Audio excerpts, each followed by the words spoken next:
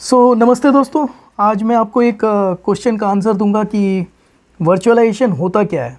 ठीक है, तो ज़्यादा डीप में नहीं जाएंगे बट थोड़ा सा समझेंगे कि वर्चुअलाइजेशन क्या होता है। व्हाट इज़ वर्चुअलाइजेशन, ये हम लोग का आज का टॉपिक रहेगा।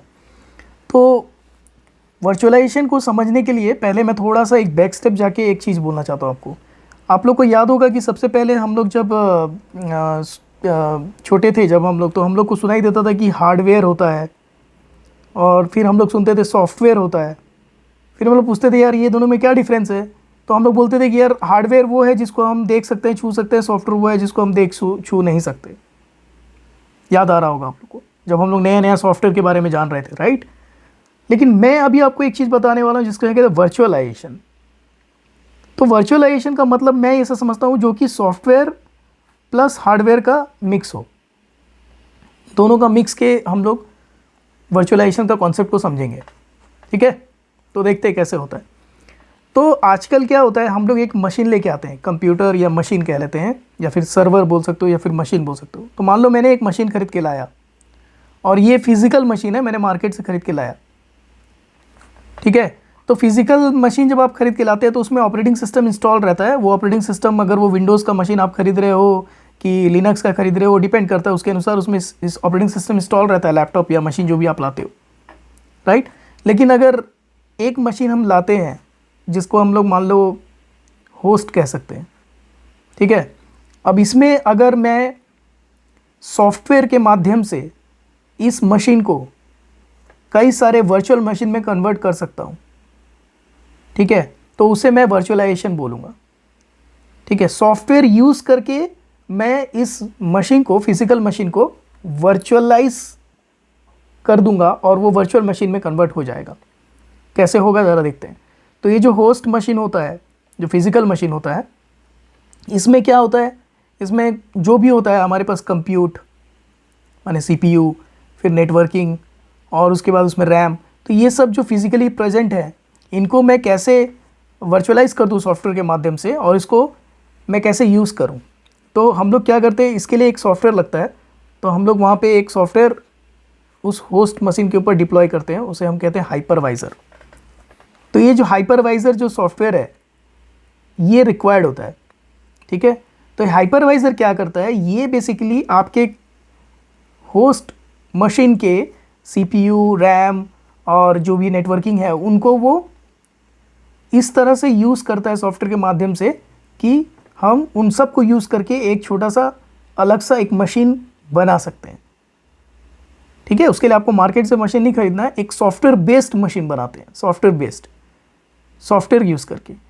ठीक है, वो क्या करता है, वो अंडर द हुड इस होस्ट मशीन के सारे हार्डवेयर को यूज़ करता है, जैसे कि सीपीयू और रैम और नेटवर्किंग, और आपको एक वर्चुअलाइजेशन का एक एनवायरनमेंट देता है जिसमें आपको मशीन कैसा लगता है। तो फॉर एग्जांपल अब मैं क्या कर सकता हूँ, इसके ऊपर अलग अलग वर्चुअल मशीन बना सकता हूँ, और हाइपरवाइज़र को यूज़ करके, हाइपरवाइज़र के माध्यम से मैं 3 मशीन बना दिया इसमें।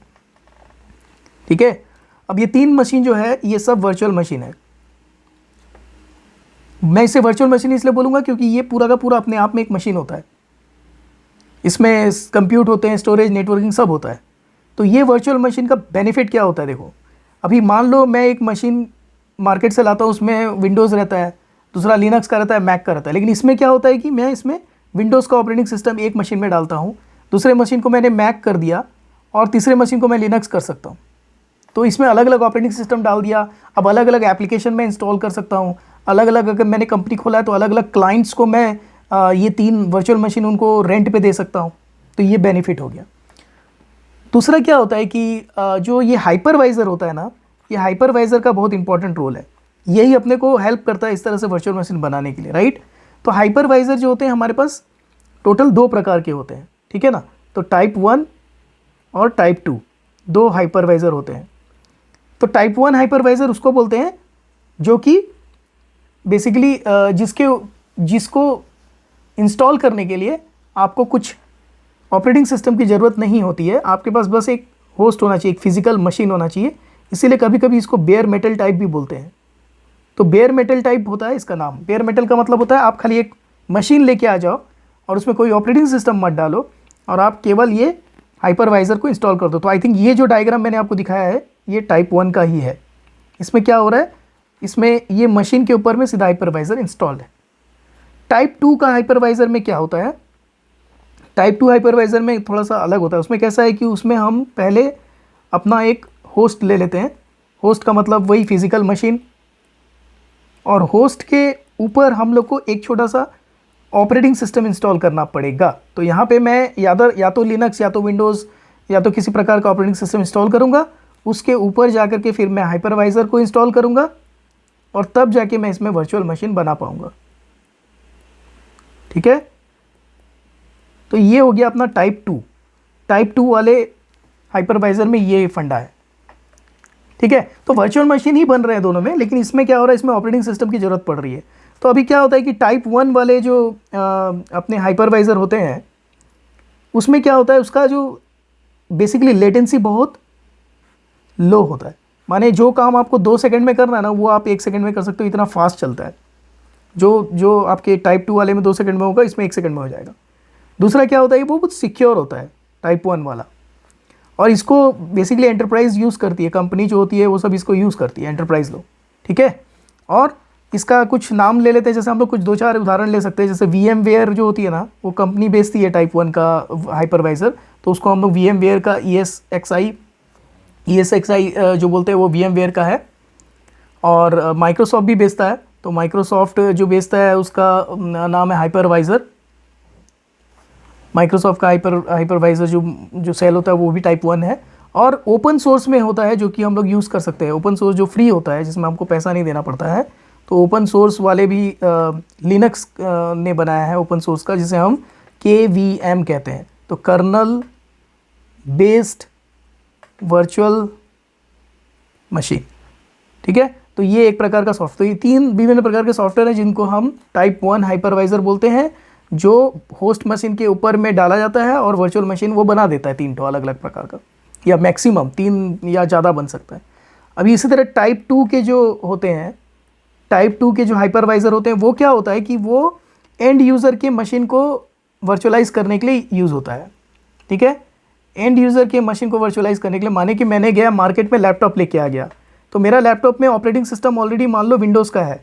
किसी और बंदे ने एक लैपटॉप लाया जिसका ऑपरेटिंग सिस्टम मैक OS का है, और उसको मान लो 4 अलग अलग वर्चुअल मशीन बनाने खेलने के लिए। ठीक है, मैंने अपना प्ले करने के लिए, मान लो मैंने विंडोज़ का मशीन ले आया, विंडोज़ का लैपटॉप ले आया, और मेरे को यहाँ पे मैक का अनुभव लेना है। तो मैक अगर इसमें चलाना है तो मेरे को वर्चुअल मशीन इंस्टॉल करना पड़ेगा इसमें, और उसमें मैं ऑपरेटिंग सिस्टम डाल दूंगा किसका, मैक का, है कि नहीं। तो ऐसे ही रिक्वायरमेंट आता है ना, मैं बोलूँगा कि नहीं मेरे को और एक वर्चुअल मशीन डालना है जिसमें मैं लिनक्स भी लगा दूँ इसमें। तो ऐसे हम लोग प्ले करते हैं ना टेस्टिंग करने के लिए और लर्निंग के लिए। तो टेस्टिंग लर्निंग ये सब के लिए टाइप 2 वाला यूज़ होता है। इसमें क्या होता है, इसका लेटेंसी बहुत हाई होता है, इसमें माने जल्दी जल्दी काम नहीं होगा, लेटेंसी थोड़ा हाई रहेगा। इसको प्रोडक्शन के लिए यूज़ नहीं करना चाहिए। जो काम 2 सेकंड में होना है वो 4 सेकंड लगेगा, और ये थोड़ा सिक्योर उतना नहीं होता। ठीक है, तो इसके क्या क्या उदाहरण है, आप ओरेकल में चले जाओ तो ओरेकल बेचता है। ओरेकल का जो अपने को वर्चुअल बॉक्स करके मिलता है, तो वर्चुअल बॉक्स करके जो सॉफ्टवेयर है, ये एक हाइपरवाइज़र है वर्चुअल बॉक्स। ये वर्चुअल बॉक्स इंस्टॉल कर दो आप, ये चलने लगेगा, वर्चुअल मशीन आप बना सकते हो। और दूसरा है VMware भी बेचता है। VMware उसका नाम है वर्क स्टेशन। तो VMware का वर्क स्टेशन आप यूज़ कर लो, वो हाइपरवाइज़र टाइप 2 है। तो टाइप 1 टाइप 2 हाइपरवाइज़र के माध्यम से हम वर्चुअलाइज़ कर सकते हैं अपने एक फ़िज़िकल होस्ट को, और उसको अलग अलग उसमें ऑपरेटिंग सिस्टम वाले वर्चुअल मशीन बना सकते हैं। वर्चुअल मशीन हम क्यों बनाते हैं, उसका क्या बेनिफिट है। तो पहला बेनिफिट जो मैं देखता हूँ वर्चुअल मशीन बनाने का, वो है कॉस्ट सेविंग।